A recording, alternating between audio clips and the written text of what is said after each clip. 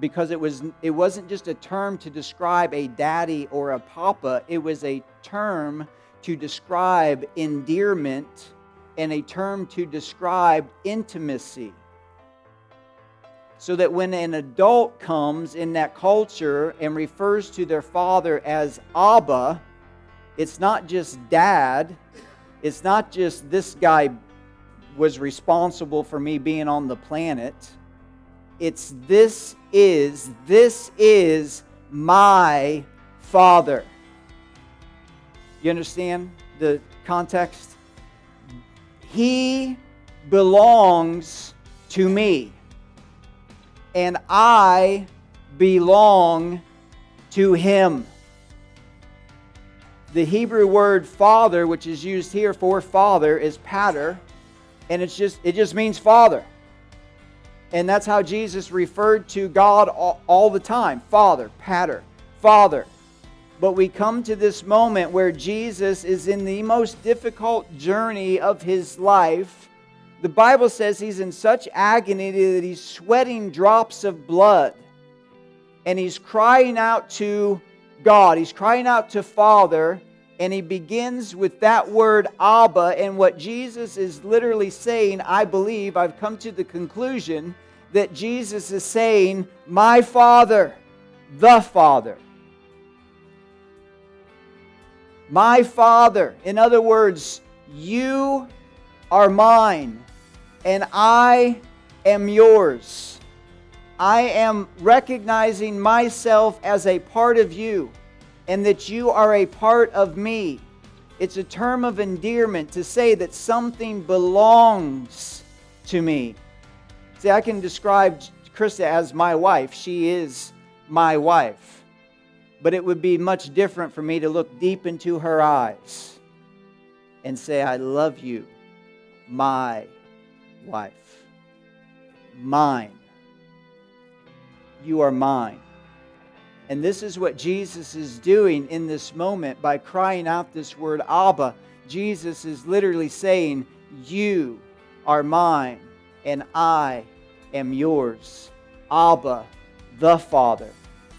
It's interesting because Jesus refers to God as the Father oftentimes.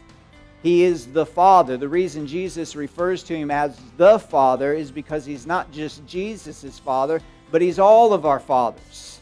He is the Father of everything, of everyone. He's the Father, but now in this moment, Jesus is saying, yes, you are the Father, but you're mine, and I am yours.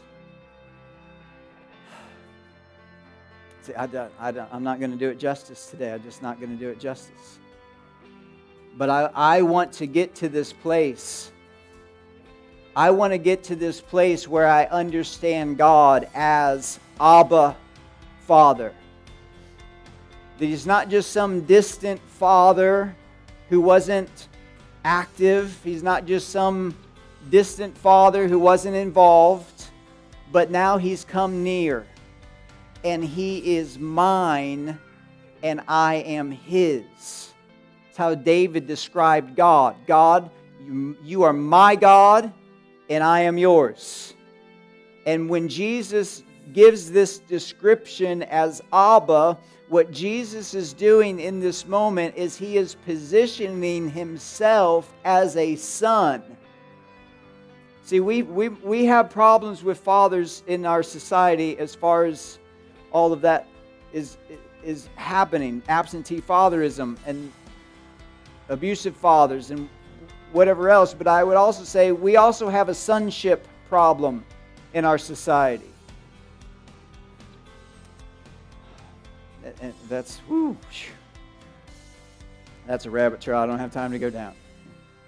But I would also say this, that even in the church, we have a sonship problem. Because see, sonship, according to Jesus, means being fully submitted to the Father's will. So see, when Jesus is saying Abba, he's not saying, God, come and rescue me. He's not saying, God, come and get me out of this. Come on, like, it's bad for fathers to abuse their children. Everybody believes that, right? But do you know it's also bad for fathers to bail their children out every time? Like, that's bad too. And Jesus isn't saying, God, come and rescue me. What Jesus is saying is, you are my Father and I am yours, and because of that, I'm going to position myself as a son in this moment so that your will is accomplished in my life, no matter how difficult or how uncomfortable it may be.